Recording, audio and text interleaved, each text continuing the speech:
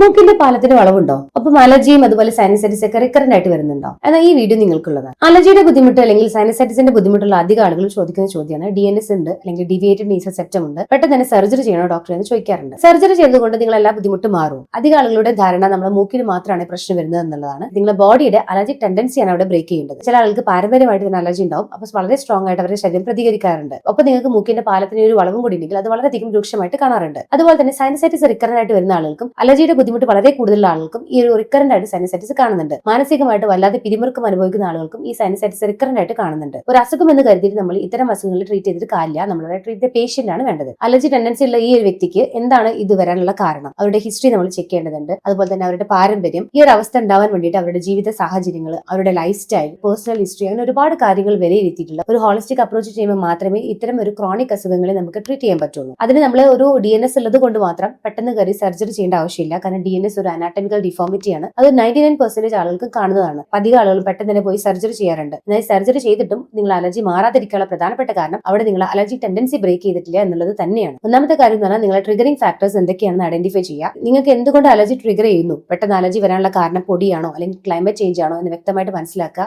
അതിനുള്ള പ്രോപ്പർ ആയിട്ടുള്ള ട്രീറ്റ്മെന്റ് എടുക്കുകയാണ് വേണ്ടത്. ട്രിഗറിംഗ് ഫാക്ടേഴ്സിന് കൂടുതലായിട്ട് എക്സ്പോസർ ചെയ്യാതിരിക്കാനും ശ്രമിക്കേണ്ടതാണ്. അടുത്തതായിട്ട് ശ്രദ്ധിക്കേണ്ട ഒരു കാര്യം എന്ന് പറഞ്ഞിട്ടുണ്ടെങ്കിൽ മൂക്ക് നമ്മൾ ഉപ്പിട്ട വെള്ളം കൊണ്ട് വാഷ് ചെയ്യുന്നത് വഴി തന്നെ നമുക്ക് മൂക്കിനകത്തുള്ള നീർക്കെട്ടൊക്കെ നന്നായിട്ട് കുറയ്ക്കാൻ പറ്റും. ഇതൊക്കെ ചെയ്യുന്നത് വഴി തന്നെ നമുക്ക് ആ ഒരു നല്ല ആശ്വാസം ഉണ്ടാവും. കാരണം ആ മൂക്കിലുള്ള നീർക്കെട്ടൊക്കെ നന്നായിട്ട് കുറയും. അതുവഴി തന്നെ നമുക്ക് അലർജിയുടെയും അതുപോലെ സൈനസൈറ്റിസ് റിക്കറന്റ് വരാനുള്ള സാധ്യതകളൊക്കെ കുറയുന്നതാണ്. പക്ഷേ ഇതിനൊക്കെയുള്ള മൂല കാരണം എന്ന് പറഞ്ഞിട്ടുണ്ടെങ്കിൽ നിങ്ങളുടെ ബോഡി കാണിക്കുന്ന അലർജി റെസ്പോൺസ് തന്നെയാണ്. അപ്പോൾ നമ്മളവിടെ ട്രീറ്റ് ചെയ്യേണ്ടതും ആ ഒരു അലർജി റെസ്പോൺസിന് വേണ്ടിയിട്ടാണ്. നമ്മളെ ബോഡി കൂടുതലായിട്ട് സെൻസിറ്റീവ് ആയതുകൊണ്ടാണ് ഇത്തരം ഒരു ബുദ്ധിമുട്ട് വരുന്നത്. അപ്പോൾ ആ ഒരു സെൻസിറ്റിവിറ്റിക്ക് വേണ്ടി നമ്മൾ അലർജി ടെൻഡൻസി ബ്രേക്ക് ചെയ്യാനുള്ള പ്രോപ്പർ ട്രീറ്റ്മെന്റ് എടുക്കുന്ന വഴി തന്നെ നമുക്ക് ഇത്തരം ബുദ്ധിമുട്ടുകളൊക്കെ കുറച്ചു കൊണ്ടുവരാൻ പറ്റുന്നതാണ്. അതുകൊണ്ട് തന്നെ നമുക്ക് ഒരു DNS സർജറി ഒഴിവാക്കാനും പറ്റുന്നതാണ്. ഈ DNS കാരണം വല്ലാതെ ബുദ്ധിമുട്ടുന്നുണ്ട്, വല്ലാതെ കുറുക്കം വലി അല്ലെങ്കിൽ സിവിയർ ആയിട്ടുള്ള ബുദ്ധിമുട്ട് അനുഭവിക്കുന്നുണ്ടെങ്കിൽ തീർച്ചയായിട്ടും നിങ്ങൾക്ക് സർജറി ഓപ്റ്റ് ചെയ്യുന്നതാണ്. നിങ്ങൾ ശ്രദ്ധിക്കേണ്ട ഒരു കാര്യം, അലർജി കാരണമാണ് നിങ്ങൾ ഈ സർജറി ചെയ്യുന്നതെങ്കിൽ സർജറി ചെയ്തതുകൊണ്ട് നിങ്ങൾ അലർജി മാറണമെന്നില്ല. നിങ്ങൾ പ്രോപ്പർ ആയിട്ടുള്ള അലർജി ട്രീറ്റ്മെന്റ് ആണ് അതിന് വേണ്ടിയിട്ട് എടുക്കേണ്ടത്. ഈ ഒരു ഇൻഫർമേഷൻ DNS ആയിട്ട് ബുദ്ധിമുട്ടുന്ന ഒപ്പം അലർജിയുടെയും സൈനസൈറ്റിസും റിക്കറന്റ് ആയിട്ട് വരുന്ന ഫ്രണ്ട് ഉണ്ടെങ്കിൽ ഇപ്പൊ തന്നെ അയച്ചു കൊടുത്തോളൂ കേട്ടോ.